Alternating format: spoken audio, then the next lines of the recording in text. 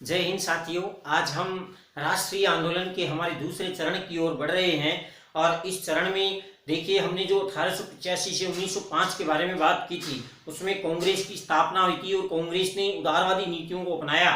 लेकिन इसी दौर में 1896 में कांग्रेस के कोलकाता अधिवेशन में पहली बार वंदे मातरम गीत गाया गया। तो दोस्तों ध्यान रखना, वंदे मातरम का पहली बार गायन 1896 के कोलकाता अधिवेशन में हुआ था। और उसके बाद धीरे धीरे एक नया चरण आया। वो क्यों आया? क्योंकि कांग्रेस की उदारवादी नीतियों के कारण ब्रिटिश सरकार मनमानी करने लगी और इस वजह से जो युवा नेता थे उनमें उग्रवादी विचारधारा, क्रांतिकारी विचारधारा का जन्म हुआ। और उसके पीछे कुछ कारण भी रहे, जिसमें सबसे पहले हम बात कर रहे हैं कि 1905 में बंगाल का विभाजन हुआ। बंगाल का विभाजन माय डियर भारतीय जनमानस में सबसे गहरी चोट की थी लॉर्ड कर्जन के द्वारा, जब उन्होंने 1905 में बंगाल का विभाजन किया। करने वाले गवर्नर जनरल कौन थे? Lord Curzon. दोस्तों ध्यान रखिएगा, 16 अक्टूबर 1905 को बंगाल विभाजन लागू हुआ था। ऐसा भारतीयों ने बंग भंग विरोधी आंदोलन चलाया। इसके विरोध में बंग भंग विरोधी आंदोलन। और दोस्तों 16 अक्टूबर को बंगाल शोक दिवस के रूप में मनाया गया। 16 अक्टूबर बंगाल शोक दिवस के रूप में मनाया। तो देखिए सबसे पहले 1905 में लॉर्ड कर्जन बंगाल का विभाजन कर रहे हैं। बहुत बड़ी बात है कि पूर्वी बंगाल और पश्चिमी बंगाल, इसीलिए आज पश्चिमी बंगाल भारत के पूर्व में स्थित है, लेकिन फिर भी क्या कहलाता है? पश्चिमी बंगाल कहलाता है। ऐसे ही 1906 में माय डियर मुस्लिम लीग की स्थापना हुई।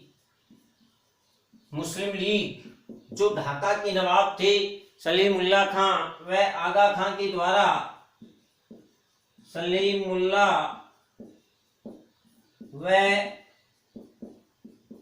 आगा खां इनके द्वारा ये शुरू किया गया। तो दोस्तों ध्यान रखना, उसके बाद 1907 में कांग्रेस का सूरत विभाजन हुआ। दोस्तों यहाँ ध्यान देने वाली बात है कि 1906 में ही कांग्रेस का एक अधिवेशन भी हुआ था और इसी अधिवेशन में कांग्रेस ने स्वराज्य को अपना पहला लक्ष्य बनाया। यानी स्वराज्य शब्द का प्रथम बार प्रयोग कांग्रेस के मंच से। देखिए वैसे बाल गंगाधर तिलक ने 1895 में ही स्वराज्य मेरा जन्मसिद्ध अधिकार है और मैं इसे लेकर रहूंगा, ये कहा था ना बाल गंगाधर तिलक ने। हम बाल गंगाधर तिलक पर वीडियो बना सकते हैं दोस्तों, आप वहां देख सकते हैं, प्लेलिस्ट में पड़ा है। तो 1906 में मुस्लिम लीग की स्थापना हो रही है सलीमुल्लाह खां और आगा खां के द्वारा। कहां पर? बांग्लादेश की आज की राजधानी ढाका में। कहां हो रही है? बांग्लादेश की आज की राजधानी ढाका में। और दोस्तों उसी समय 1906 में कांग्रेस भी अपने अधिवेशन के माध्यम से स्वराज्य शब्द का प्रथम बार प्रयोग कर रही है और स्वराज्य को अपना लक्ष्य निर्धारित कर रही है। कांग्रेस ये कह रही है कि अब हमारा लक्ष्य क्या है? स्वराज्य को प्राप्त करना है। हालांकि इससे पहले ही व्यक्तिगत रूप से स्वराज्य शब्द का प्रयोग बाल गंगाधर तिलक ने किया था अपने स्वराज्य विधेयक में। और आपको पता है उन्होंने कहा था स्वराज्य मेरा जन्मसिद्ध अधिकार है और मैं इसे लेकर रहूंगा। ये किसने कहा था? बाल गंगाधर तिलक ने। 1907 में कांग्रेस का सूरत विभाजन भी वेरी इंपॉर्टेंट रहता है। इसमें अध्यक्षता की थी रास बिहारी घोष ने। रास बिहारी घोष को अध्यक्ष बनाने को लेकर ही ये विवाद हुआ और जो नरम दल के नेता थे वो तिलक को अध्यक्ष नहीं बनाना चाहते थे, इसलिए उसको स्थान परिवर्तित किया गया अधिवेशन का। और इस तरह से दोस्तों कांग्रेस का सूरत विभाजन गरम दल व नरम दल में हो गया। यानी चरमपंथी और उदारवादी, उग्रवादी और उदारवादी। गरम दल के नेता कौन थे ये हमें पता है, गरम दल के नेता लाल बाल पाल। इस तिकड़ी के बारे में हम बार बार पढ़ते हैं दोस्तों।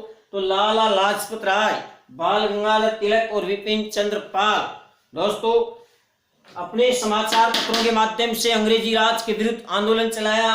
लाला लाजपत राय ने पंजाब केसरी समाचार पत्र में, बाल गंगाधर तिलक ने केसरी और मराठा में, और विपिन चंद्र पाल ने न्यू इंडिया समाचार पत्र में ब्रिटिश सरकार की आलोचना की थी। दोस्तों इसी दौर में जो सबसे पहले गरम दल के विचारों को उत्थान देने वाले थे वो थे अरविंदो घोष। तो ध्यान रहे इस तिकड़ी में एक चौथे व्यक्ति भी थे, अरविंद घोष। तो ये चार व्यक्ति गरम दल के नेता हो गए। ये कांग्रेस की अनुन्य विनय जो हाथाजोड़ी की बात थी, बोले किसा हाथाजोड़ी करो बेटी को बापू, अंग्रेजा के बांस देनो पड़सी अपन जना अपन आजादी अपनो स्वराज मिलसी। तो ये विशेष बात इन्होंने तो कहा, हम अंग्रेजों के क्या देंगे, बांस देंगे। इन्होंने क्या कहा कि हाथाजोड़ी करके काम निकालेगा। नरम दल के नेता थे। नरम दल के नेताओं की अगर हम बात करें तो वो थे हमारे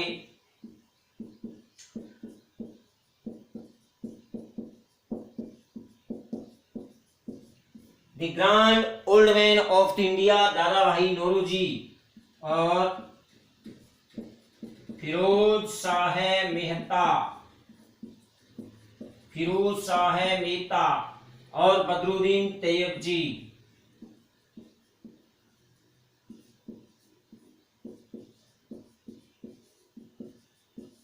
और कौन थे इनके साथ? दादा भाई नौरोजी, गोपाल कृष्ण गोखले। इस तरह से ये नरम दल के नेता थे। गोपाल कृष्ण गोखले जो महात्मा गांधी के राजनीतिक गुरु थे वो भी इनके साथ थे। अब इस तरह से कांग्रेस का विभाजन हो गया जो इतिहास में सूरत विभाजन के नाम से प्रसिद्ध हो गया। गरम और नरम दल में कांग्रेस विभाजित हो गई। ये वेरी इंपॉर्टेंट क्वेश्चन है। और इस सूरत विभाजन जो हुआ था उसकी अध्यक्षता किसने की थी? रास बिहारी घोष ने की थी दोस्तों, याद रखना। इसके बाद क्या होता है 1909 में मुस्लिम लीग की जो डिमांड थी, जो मांग थी, उसको पूरा किया ब्रिटिश सरकार ने। और ब्रिटिश सरकार ने 1908 में एक अधिनियम लेकर आई थी, समाचार पत्रों से संबंधित था कि कोई भी ब्रिटिश सरकार के विरुद्ध लिख नहीं सकता। बाल गंगाधर तिलक ने लिखा था और 1908 के अधिनियम के तहत उनको 1914 तक बर्मा की मांडले जेल में रहना पड़ा था। तो 1909 ईस्वी में आया एक अधिनियम जिसको मार्ले मिंटो सुधार अधिनियम के नाम से जाना जाता है। और इसको हम भारतीय संवैधानिक विकास के इतिहास की कहानी में भी पढ़ते हैं। मार्ले और मिंटो, मार्ले उस समय भारत सचिव थे और मिंटो, लॉर्ड मिंटो उस समय गवर्नर जनरल थे। इन्होंने इस अधिनियम के तहत मुस्लिम लीग की जो मांग थी उसको पूरा किया। और 1909 के अधिनियम के तहत सांप्रदायिक निर्वाचन प्रणाली को शुरू किया। तो दोस्तों ध्यान रखना, ये वेरी इंपॉर्टेंट रहेगा हमारे लिए। मार्ले मिंटो सुधार अधिनियम, मार्ले मिंटो सुधार अधिनियम के तहत ही सांप्रदायिक निर्वाचन प्रणाली को ब्रिटिश सरकार के द्वारा भारत में शुरू किया गया, जो भारतीयों की लंबे समय से और मुस्लिम लीग की मांग थी। तो इस आधार पर यह हमारा मार्ले मिंटो सुधार अधिनियम वेरी इंपॉर्टेंट रहता है दोस्तों, ध्यान रखना। अब हम बात कर रहे हैं कि जो हमारा मार्ले मिंटो सुधार अधिनियम था उसकी हम बात कर रहे हैं दोस्तों। और उसी अधिनियम के तहत सांप्रदायिक निर्वाचन प्रणाली, प्रारंभिक मुसलमानों को प्रत्यक्ष से निर्वाचन की व्यवस्था की गई थी। अब दोस्तों अगर हम बात करें तो आगे क्या होता है, बंगाल विभाजन के विरोध में बंग भंग विरोधी आंदोलन चलाया गया। इस तरह से ब्रिटिश सरकार के विरुद्ध एक बड़ा आंदोलन, भारतीयों ने स्वदेशी अपनाओ और विदेशी भगाओ का आंदोलन चलाया। इधर ये सांप्रदायिक निर्वाचन प्रणाली से भी कांग्रेस नाराज थी। इस तरह से माय डियर ब्रिटिश सरकार को 1911 में जब ब्रिटिश जॉर्ज पंचम सम्राट और महारानी आई थी तो दिल्ली दरबार का आयोजन किया गया और उस दिल्ली दरबार में ही बंगाल विभाजन को रद्द कर दिया गया। तो दोस्तों यहाँ ध्यान देने वाली बात है कि 1911 ईस्वी में दिल्ली दरबार लगाया गया और इस दिल्ली दरबार में ही माय डियर क्या क्या घोषणाएं हुई। एक तो बंगाल विभाजन को रद्द किया गया, बंगाल विभाजन रद्द कर दिया गया। ब्रिटिश सम्राट जॉर्ज पंचम और उनकी महारानी, महाराजा और महारानी आए थे और उन्होंने बंगाल विभाजन को रद्द करने की घोषणा की थी। कौन से दरबार में? दिल्ली दरबार 1911 में, याद रखना। और माय डियर, इसी दौरान ये भी कहा गया कि हम दिल्ली को राजधानी बनाएंगे, दिल्ली को क्या बनाएंगे? राजधानी बनाएंगे। और इसी आधार पर हमें पता है अप्रैल 1912 में दिल्ली को राजधानी बनाया गया था, 1912 में। तो देखिएगा, दिल्ली को राजधानी बनाने की घोषणा, दिल्ली को राजधानी बनाने की घोषणा कब हो रही है? बनाने की घोषणा हो रही है 1911 के दिल्ली दरबार में। जबकि बनाया कब गया था राजधानी दिल्ली को? 1912 में। ये वेरी इंपॉर्टेंट क्वेश्चन रहेगा दोस्तों। 1912 में अंग्रेजों ने दिल्ली को राजधानी बनाया था, जबकि घोषणा 1911 के दिल्ली दरबार में ब्रिटिश सम्राट करके जा चुके थे। तो दोस्तों ये था। इसके बाद अब होगा जलियांवाला बाग हत्याकांड। उससे पहले ही हम ये जो सूरत विभाजन गरम और नरम में कर चुके हैं, इन दोनों को एक कर देते हैं। तो दोस्तों क्या हुआ कि जो 1907 में सूरत विभाजन हुआ था, रास बिहारी घोष उसकी अध्यक्षता कर रहे थे सूरत अधिवेशन की। गरम और नरम दल को पुनः क्या कर दिया गया? वापस प्लस जोड़ दिया गया। गरम और नरम दल को आपस में जोड़ दिया गया। लाल बाल पाल और इधर दादा भाई नौरोजी, फिरोज मेहता, बदरुद्दीन देवजी और गोपाल कृष्ण गोखले। अब ये गरम और नरम दोनों एक हो गए। कारण क्या रहा? कारण ये रहा कि जो फिरोज मेहता थे और बदरुद्दीन देवजी, इनका निधन हो गया। तो फिर गरम वालों का निधन हो गया तो गरम वाले कमजोर पड़ गए, नरम वाले हावी हो गए। इस तरह से गरम और नरम दल 1916 के लखनऊ अधिवेशन में पुनः एक हो गई। वेरी इंपॉर्टेंट क्वेश्चन रहेगा दोस्तों। मैं आपको ये यहाँ मामले में तो सुधार अधिनियम सांप्रदायिक निर्वाचन प्रणाली याद रखना। आप दिल्ली दरबार 1911 बंगाल विभाजन को रद्द कर रहे हैं और दिल्ली को राजधानी बनाने की घोषणा हो रही है। राजधानी बनाया जा रहा है 1912 में, याद रखना। मैं इनको हटा रहा हूं क्योंकि अब हम लखनऊ समझौता करेंगे। अब हम लाल बाल पाल अरविंद घोष सबको एक करेंगे। दोस्तों ये ध्यान रखना। अब हम क्या करने जा रहे हैं? सूरत विभाजन के बाद 1916 ईस्वी में माय डियर गरम और नरम दल के बीच पुनः क्या हो गए? लखनऊ समझौता हो गया। और इस लखनऊ समझौता के तहत गरम और नरम दल पुनः एक हुए। तो हुए ये प्लस क्या विवाद? ध्यान रखना। इस लखनऊ अधिवेशन की अध्यक्षता 1916 की कौन कर रहे हैं? अंबिका चरण मजूमदार। वेरी इंपॉर्टेंट क्वेश्चन रहेगा दोस्तों। 1916 में कांग्रेस का लखनऊ अधिवेशन हुआ, उसकी अध्यक्षता किसने की थी? अंबिका चरण मजूमदार ने की थी। ये ध्यान रखना दोस्तों। 1916 में कांग्रेस का लखनऊ अधिवेशन हुआ, उसकी अध्यक्षता अंबिका चरण मजूमदार कर रहे हैं। और इसमें गरम और नरम दल पुनः क्या हो गए? पुनः एक हो गए, पुनः एक हो गए लखनऊ समझौते के तहत। और ध्यान रखें यहाँ पर कांग्रेस और मुस्लिम लीग के बीच भी एक समझौता हुआ था इस 1916 के लखनऊ अधिवेशन में ही, जो लखनऊ पैक्ट के नाम से जाना जाता है। कांग्रेस व मुस्लिम लीग के बीच लखनऊ पैक्ट, ये ध्यान रखना लाडलो। वेरी इंपॉर्टेंट क्वेश्चन है कि दोनों ने कहा हम मिलकर लड़ेंगे। कांग्रेस और मुस्लिम लीग दोनों ने क्या कहा कि हम मिलकर लड़ेंगे। किससे? अंग्रेजों से। ये वेरी इंपॉर्टेंट बात 1916 का लखनऊ अधिवेशन है। ध्यान रखना दोस्तों, ये 1916 का कौन सा अधिवेशन है? लखनऊ अधिवेशन है।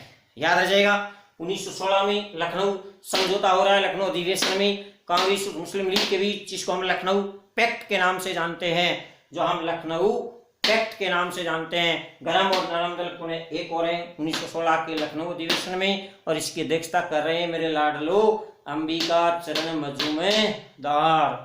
अब क्या हुआ कि इस तरह से ब्रिटिश सरकार ने भारतीयों को थोड़ा बहुत खुश करने की कोशिश की थी। हालांकि भारतीयों ने जब मुस्लिम लीग और कांग्रेस एक हो गए तो फिर दोस्तों यहाँ अंग्रेजों के लिए बहुत बड़ी मुश्किल हो गई और उन्होंने इसी दौर में जो लाला हरदयाल ने 1913 में गद्र पार्टी की स्थापना की थी, उसकी गद्र पार्टी के संस्थापक कौन थे? लाला हरदयाल। सेंट फ्रांसिस्को में कौन सी पार्टी बन रही थी दोस्तों? गद्र पार्टी की स्थापना हो रही थी, ध्यान रखना, 1916 में 13 में। तो वेरी इंपॉर्टेंट क्वेश्चन रहता है कि 1913 ईस्वी गद्र पार्टी ये कौन बना रहे हैं? ये लाला हरदयाल बना रहे हैं।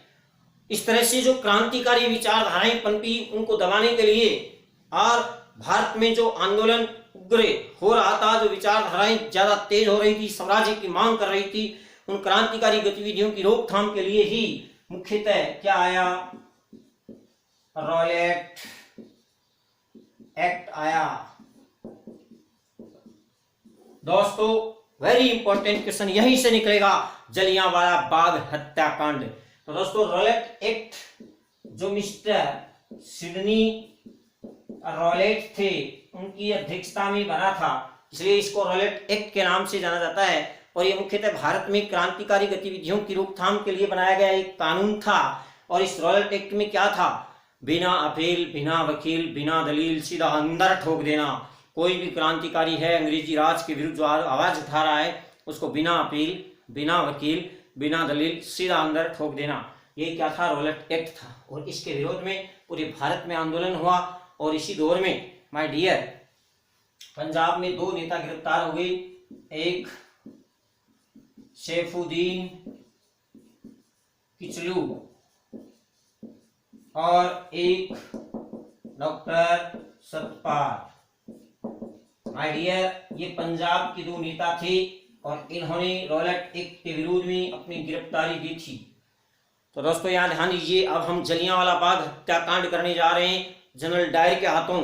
तो जनरल डायर था, वो डायकण थी वो एक तरह की, और उसने रॉलेट एक्ट के विरोध में जो सैफुद्दीन किचलू और सतपाल की गिरफ्तारी हुई थी, इन दोनों की गिरफ्तारी के विरोध में और रॉलेट एक्ट के विरोध में क्या हो रही थी? जलियांवाला बाग में सभा हो रही थी। जलियांवाला बाग अमृतसर, यहां पर एक सभा का आयोजन किया गया और वो दिन था 13 अप्रैल 1919।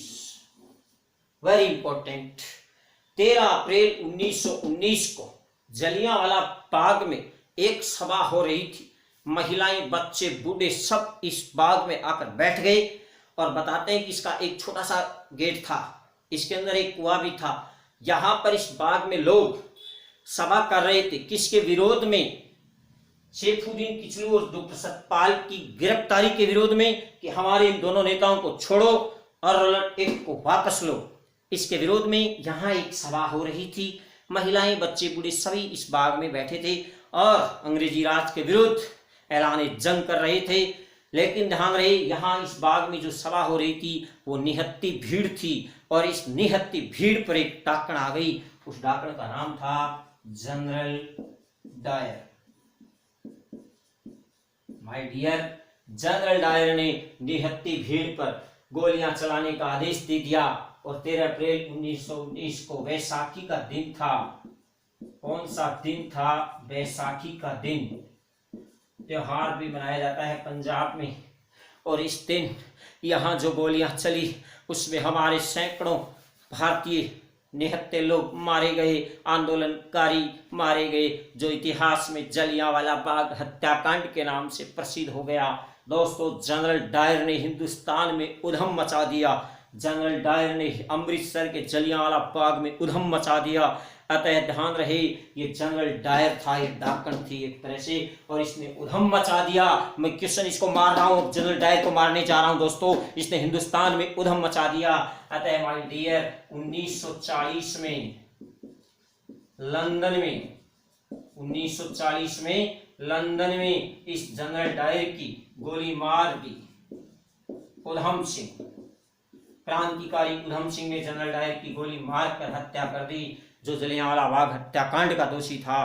तो इस तरह से माय डियर आपको कुछ समझ में आया क्या हो रहा है, रॉलेट एक्ट आ रहा है। ध्यान से सुनिएगा, रॉलेट एक्ट कब आया, 1919 में सिडनी रॉलेट की अध्यक्षता में ये कानून बना था, इसलिए इसका नाम रॉलेट एक्ट पड़ा। और इस कानून में बिना अपील, बिना वकील, बिना दलील कोई भी क्रांतिकारी होता था उसको अंदर डाल दिया जाता था।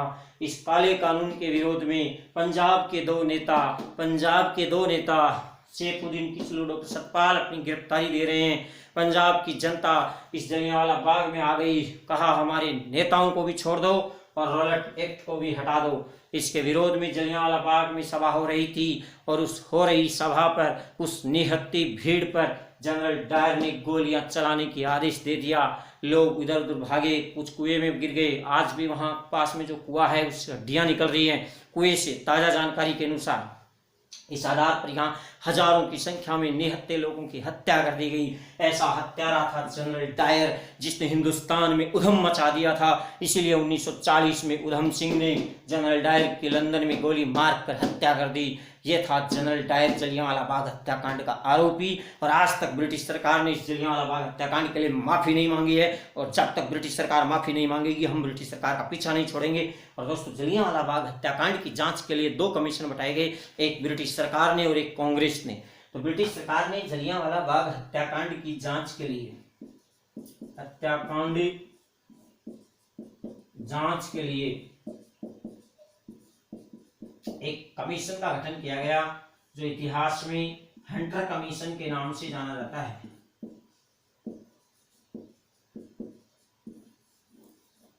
माय डियर, ध्यान रखना, एक था हमारा Hilton young commission.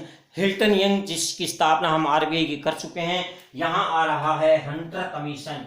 Hunter commission किसकी जांच के लिए, इस हत्याकांड की जांच के लिए हंटर कमीशन का गठन किया गया। और हंटर कमीशन ने जनरल डायर को निर्दोष बताया था। हंटर कमीशन ने जनरल डायर को निर्दोष बताया था, लेकिन हमारे उधम सिंह ने इसकी गोली मारकर हत्या कर दी लंदन में। छोड़ा नहीं इस जनरल डायर को। दोस्तों, यहाँ मदन मोहन मालवीय की अध्यक्षता में कांग्रेस ने भी एक अलग से जांच कमेटी बिठाई थी और उसने जनरल डायर को दोषी माना था। तो ध्यान रहे, कांग्रेस की ओर से मदन मोहन मालवीय की अध्यक्षता में एक कमेटी का गठन हो रहा है जलियांवाला बाग हत्याकांड की जांच के लिए, जबकि ब्रिटिश सरकार कर रही है हंटर कमीशन का गठन। ठीक है दोस्तों, अब हम बात करें तो इस जलियांवाला बाग हत्याकांड के विरोध में गुरुदेव रविंद्रनाथ टैगोर ने अपनी नाइटहुड की उपाधि अंग्रेजों को वापस लौटा दी। गुरुदेव रविंद्रनाथ टैगोर, जिनको नाइटहुड की उपाधि दी थी अंग्रेजों ने, कौन सी उपाधि दी थी, नाइटहुड की उपाधि अंग्रेजों को वापस लौटा दी। ध्यान रहे, गांधी जी ने केसरी हिंद की उपाधि असहयोग आंदोलन में लौटाई थी, लेकिन नाइटहुड की उपाधि रविंद्रनाथ टैगोर ने जलियांवाला बाग हत्याकांड के विरोध में लौटाई थी। तो इस तरह से दोस्तों, ये इतिहास में जलियांवाला बाग हत्याकांड हो रहा है। जलियांवाला बाग अमृतसर में हो रहा है। 13 अप्रैल 1919 को बैसाखी के दिन हो रहा है। मारने वाला, गोली चलाने वाला हत्यारा कौन है, जनरल डायर है। और इस तरह से इस हत्याकांड की जांच के लिए ब्रिटिश सरकार हंटर कमीशन का गठन कर रही है और कांग्रेस अलग से मदन मोहन मालवीय समिति का गठन कर रही है। तो ये था जलियांवाला बाग हत्याकांड। तो दोस्तों, अगले वीडियो में हम देश की आजादी की ओर चलेंगे। स्वतंत्रता आंदोलन का दूसरा चरण आएगा।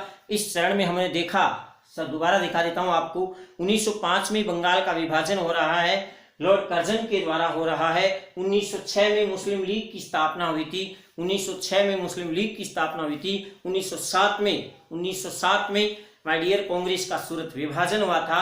और 1909 में मार्लियामेंटो सुधार अधिनियम आया था, जिसके तहत सांप्रदायिक निर्वाचन प्रणाली प्रारंभ की गई। मुसलमानों को अलग से सांप्रदायिक प्रणाली शुरू कर दी गई।